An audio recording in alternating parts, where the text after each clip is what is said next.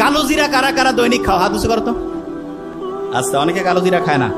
শোনো, আমি তোমাকে সত্যি কথা বলি, কালো জিরা ব্রেইনের যে ইনফেকশন হয় না, ব্রেইনের খোসর মোসর, এইটা ধ্বংস করতে, এইটার বিরুদ্ধে ফাইট করতে সবচেয়ে ভালো একটা উপাদান হচ্ছে কালো জিরা। কি নাম বলো? তোমাকে বলছিলাম খেয়াল আছে, ব্রেইনের মধ্যে এক রকমের পানি আছে, এই পানিটা সবচেয়ে পছন্দ করে এরকম একটা উপাদান হচ্ছে মধু। কি উপাদান?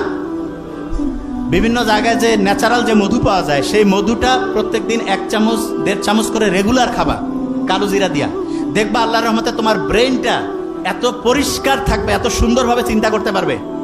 ওই যে মুখতারাম স্যার বললো না যে ফটোগ্রাফিক মেমোরি, ছবি দেখলো, একটা পৃষ্ঠা মাথায় নিল, সাথে সাথে রিজার্ভ হয়ে গেল।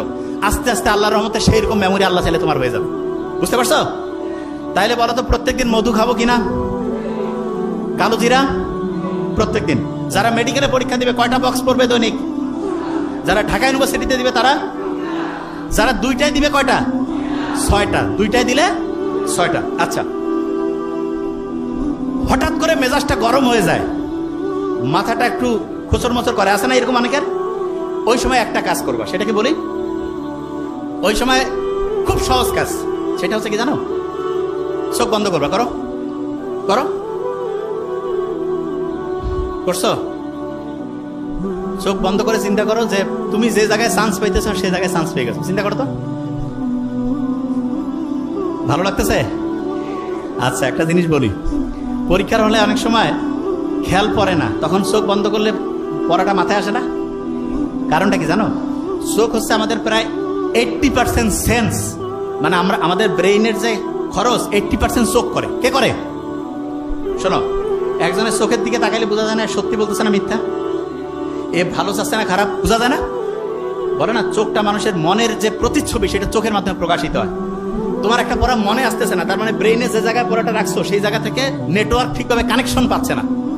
কানেকশন করার জন্য অনেক সময় তুমি দেখবে হঠাৎ করে তোমার বাসায় কারেন্ট লো ভোল্টেজ হয়েছে বা কারেন্ট চলে গেছে, তখন আমরা এরকম করি না, কিছু কিছু জিনিস বন্ধ করে দিয়ে ফ্যানটা আর যেটা খুব প্রয়োজনীয় সেটা চালু রেখে অন্য সব বন্ধ করে দেয়, যে ভোল্টেজটা একটু ঠিকভাবে এটা পাও।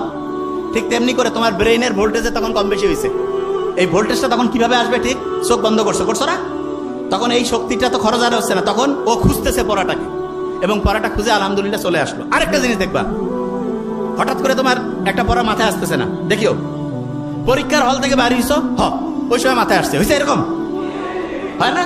আচ্ছা, অনেকে কবে এটা কেন হয়? বলি একটা জিনিস, ব্রেইনের একটা অসাধারণ বৈশিষ্ট্য আছে, কোনো প্রেশার নিতে চায় না, প্রেশার নিতে চায় না। তার মানে তুমি পরীক্ষার হলে পরীক্ষা দিচ্ছ, তোমার একটা পড়া মাথায় আসতেছে না, ওই যে জায়গা থেকে বেরিয়েছিলাম, প্রথম কাজ হচ্ছে চোখ বন্ধ করা। কি করবা? বলো না কেন? চোখ বন্ধ করার পরে বুক ভরে শ্বাস নাও, এরকম করে 3 থেকে 5 বার নিবা এবং ছাড়বা। ওই সময় ব্রেইনের যেই জায়গাটায় তথ্যটা রাখছিলা সেটার সাথে নেটওয়ার্কিং ব্যবস্থাটা স্ট্রং হয়ে যাবে। দেখবা যে ইনশাল্লাহ মাথায় চলে আসছে। আর যদি না আসে তখন ওই প্রশ্নটা একটু রিজার্ভে রাখবা, রেখে ওই জায়গাটা ফাঁকা রেখে অন্য জায়গায় হচ্ছে পড়া শুরু করবা, অন্য জায়গায় লেখা শুরু করবা, এবং করার পরে হঠাৎ করে দেখবা চট করে মাথায় চলে আসছে, হয় না? হয়, তখন ওই জিনিসটা লিখবা। ক্লিয়ার? আচ্ছা।